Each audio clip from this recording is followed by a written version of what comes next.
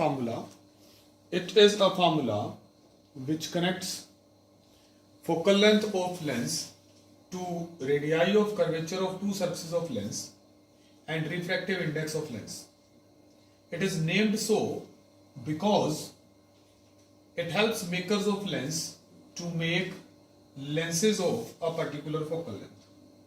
When we derive this formula, we will be taking following assumptions. So the first assumption is that we are deriving the formula for a thin lens. We assume that lens is a thin lens. It is so thin that the distances measured from poles of two refracting surfaces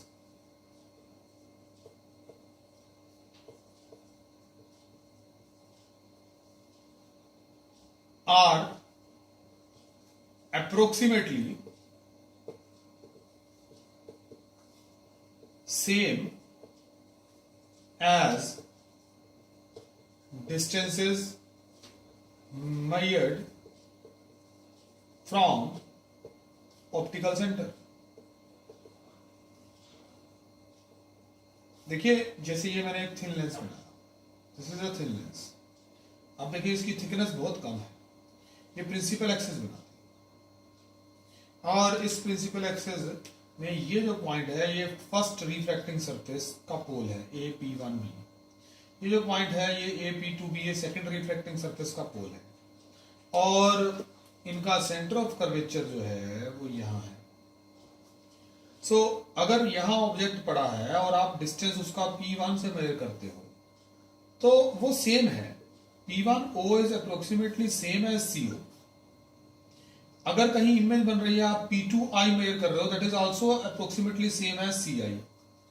सारे के सारे distances आप चाहे पोल से P1 P2 से major करो चाहे C से मेजर करो वो सेम है. इट मींस जहां भी डेरिवेशन के अंदर कहीं P1 आता है मैं उसे C से रिप्लेस कर सकता हूं और P2 आता है उसको भी C से सब्स्टिट्यूट कर सकता हूं because this thickness is very small. अगर सपोज ये थिकनेस 1 मिलीमीटर की है और ये P1 से O का डिस्टेंस सपोज 10 सेंटीमीटर है तो 10 सेंटीमीटर में हाफ मिलीमीटर और ऐड कर दोगे, हाफ मिलीमीटर ऐड करोगे ना P1 से C जाने के लिए तो उससे 10 सेंटीमीटर की वैल्यू को ज्यादा कोई फर्क पड़ेगा नहीं. Then second assumption. The second assumption is aperture is small. Third assumption is all rays are paraxial. And fourth assumption is incident and refracted rays make small angles with principal axis. ये तीन assumptions हमने जो है वो mirrors के formulas derive करते हुए भी एज्यूम की थी और रिफ्रैक्टिंग सरफेस के फार्मूलाज ड्राइव करते हुए भी एज्यूम करी थी. सो लेंस मेकर्स फार्मूला की डेरिवेशन स्टार्ट कर रहे हैं. Remember you will have to make diagram 3 times.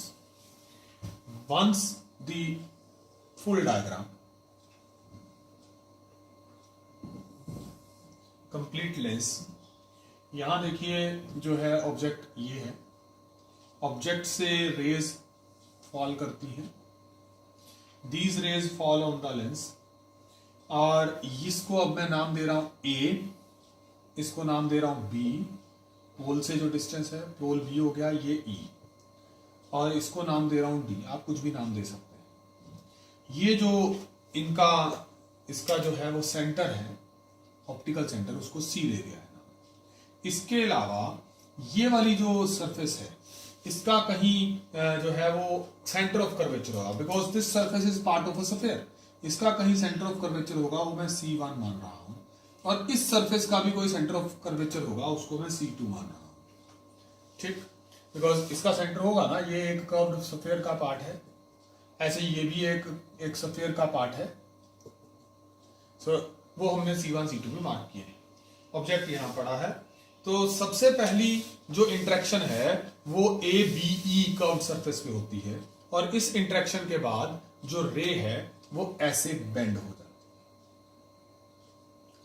अगर अब दूसरी सरफेस ना होती तो इसने इसी पाथ पे आना था, फिर इसका पाथ यही था,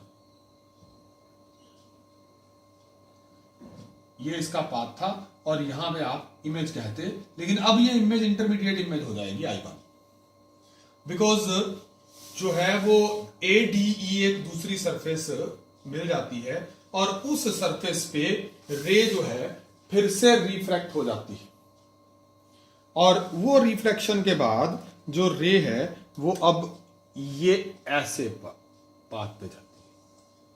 सो फाइनल इमेज तुम्हारी आई पे बन रही है। This is the final image and this is intermediate image.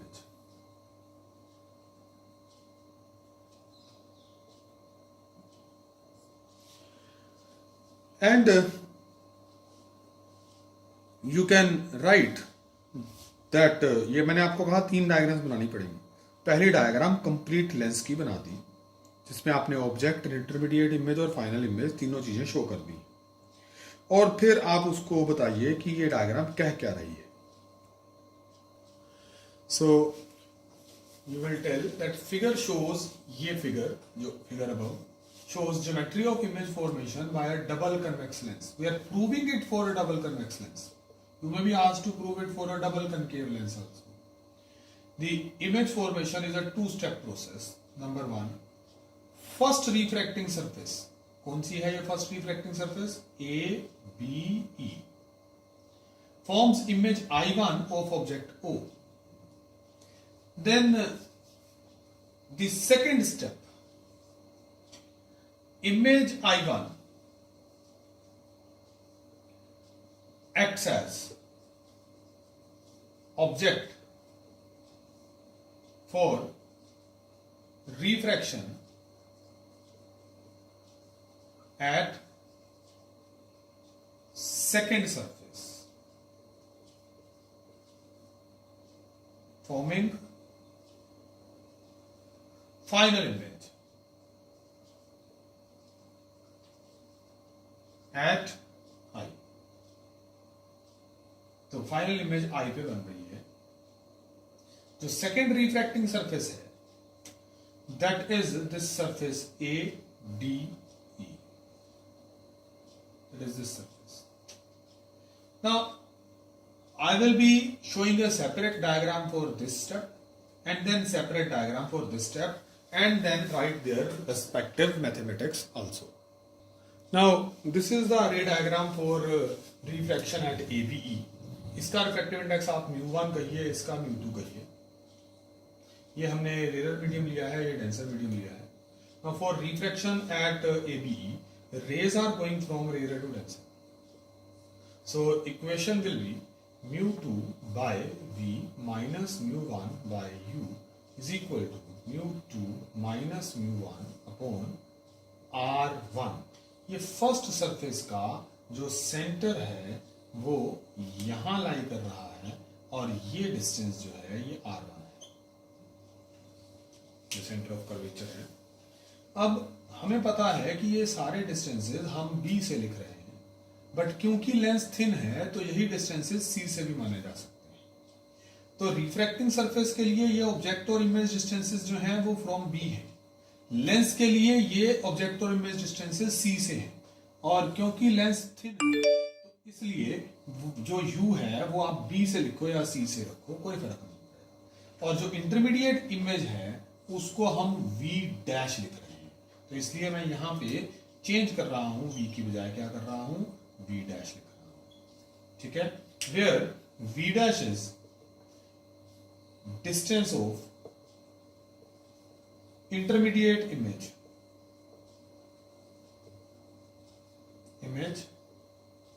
From, अब यहां मैं C ही लिख रहा हूं, ऑप्टिकल सेंटर। ठीक, सो ये आपकी इक्वेशन नंबर 1 हो गई फर्स्ट रिफ्रैक्शन। अब हम सेकंड रिफ्रैक्शन के लिए जो है रे डायग्राम बना रहे हैं। सो देखिए ये सेकंड रिफ्रैक्टिंग सरफेस हमने बनाई है ADE। अब ये जो रे आ रही है पीछे से, ये इस रे ने पॉइंट I पे इमेज बनानी थी, I1 पे। पर रिफ्रैक्शन होने के कारण ये बेंड हो जाती है और फाइनल इमेज यहां आई में बनती है। अब इसके डिस्टेंसेस आप डी से लिखो या सी से, कोई फर्क नहीं पड़ता, क्योंकि ये एक थिन लेंस है और इसका सेंटर ऑफ कर्वेचर C2 इधर को लाई करेगा इस रिफ्रैक्टिंग सरफेस का। So for refraction at ADE आपके पास इक्वेशन क्या आएगी? इक्वेशन, अब यहां पे रेज देखिए टेंसर टू रेयर जा रही है, सो आपके पास 2 और 1 इंटरचेंज हो जाएंगे। You will be writing μ1 upon v। अब v फाइनल इमेज है, v is the final image distance, minus μ2 upon u। u जो है ये आपके पास ये डिस्टेंस है, जो u है वो v डैश है। इस सेकंड रिफ्लेक्टिंग सरफेस के लिए I1 is acting as object, तो μ2 अपॉन u की जगह आप लिखेंगे v dash is equal to μ1 minus μ2 upon R2। देखिए मैंने जो है वो फार्मूला लिख लिया डेंसर टू रेयर रिफ्रैक्शन का। ठीक, जब हम न्यूमेरिकल वैल्यू सब्स्टिट्यूट करते हैं u की, R1 की या v डैश की, तो हम साइन लगाते हैं। अभी हमने डायरेक्ट फार्मूला लिखा है। अब जो v डैश था वो इंटरमीडिएट इमेज है, हमें रिलेशन निकालना है ऑब्जेक्ट और फाइनल इमेज में, तो ये v डैश को एलिमिनेट करने के बारे में सोचो। उसके लिए मैं 1 और 2 को ऐड कर देता हूं। अब स्पेस बनाने के लिए मैं ऊपर से रब कर रहा हूं। देखिए ये इक्वेशन नंबर 1 और 2 हमने ऊपर लिख ली। अब इन दोनों को ऐड करते हैं। ऐड करते ही ये μ2 का v डैश और μ2 का v डैश कैंसिल हो जाएंगे and you will get μ1 by v minus μ1 by u is equal to μ2 minus μ1 by R1 plus μ1 minus μ2 by R2। अब आप इसमें से ये 1 by v minus 1 by u और μ1 से इधर डिवाइड कर दीजिए और यहां से μ2 माइनस μ1 कॉमन ले लीजिए और अंदर आ जाएगा 1 बाय R1, क्योंकि μ2 माइनस μ1 कॉमन लिया है तो एक नेगेटिव एडजस्ट होगा तो minus 1 by R2। So this will give you 1 by v minus 1 by u is equal to μ2 by μ1 minus 1 by R1 minus 1 by R2। So this is the equation. अब आप इसमें lens equation use कर सकते हैं, ठीक, या आप first principal focus और सेकंड प्रिंसिपल फोकस की डेफिनेशन भी यूज कर सकते हैं ताकि आप ये F लिख सकें। So let us call this equation as equation number 3। At first principal focus u is minus f1 and v is infinity, तो ये 1 बाय इन्फिनिटी माइनस ऑफ ये माइनस f1, ये डेफिनेशन है फर्स्ट प्रिंसिपल फोकस की कि first principal focus वो point है जिस पॉइंट पे ऑब्जेक्ट रखा जाए तो इमेज इन्फिनिटी पे बनती है। सो ये आ जाएगा mu of 2 with respect to 1 minus 1 by R1 minus 1 by R2। So ये आपके पास आ गया 1 by f1 is equal to mu of 2 with respect to 1 minus 1 by R1 minus 1 by R2। So ये फर्स्ट प्रिंसिपल फोकस की focal length आ गई। Now at second principal focus, principal focus, यहां जो ऑब्जेक्ट है और इमेज है ये डिफाइन किया जाता है कि जब ऑब्जेक्ट हम इंफिनिटी पे रखें तो जिस पॉइंट पे इमेज बनती है उसे सेकंड प्रिंसिपल फोकस बोलते हैं। तो अगर ये यूज करता हूं तो ये आपके पास 1 by f2 minus 1 by minus infinity, this is equal to μ2 1 minus 1 by R1 minus 1 by R2 आ जाता है। सो मेरे पास 1 बाय f2 का फार्मूला भी सेम ही आ गया। सो स्टूडेंट्स, अगर लेंस के दोनों तरफ का मीडियम सेम हो, जैसे हमने दोनों तरफ मीडियम μ1 लिया था, तो फर्स्ट प्रिंसिपल फोकल लेंथ और second principal focal length same आती है, f1 और f2 बराबर आते हैं। तो हम लेंस मेकर्स फार्मूला लिख सकते हैं, ये ऊपर लिखा है 1 by f is equal to, क्योंकि f1 f2 बराबर है। तो अगर ये हमारे पास लेंस है और इसका रिफ्रैक्टिव इंडेक्स μ2 है, इधर का भी μ1 है और इधर का भी μ1 है, इसका सेंटर देखना है तो ये C2 इधर है तो यहाँ R2 आएगा और इसका जो सेंटर ऑफ कर्वेचर है C1 इधर आएगा और इस तरफ R1 आएगा। तो ये हमारे पास लेंस मेकर्स फार्मूला है आपको ये ध्यान रखना है कि जब भी यूज़ करना है फार्मूला तो R1 और R2 जो है वो विद प्रॉपर साइन सब्स्टिट्यूट किए जाएंगे। Thank you.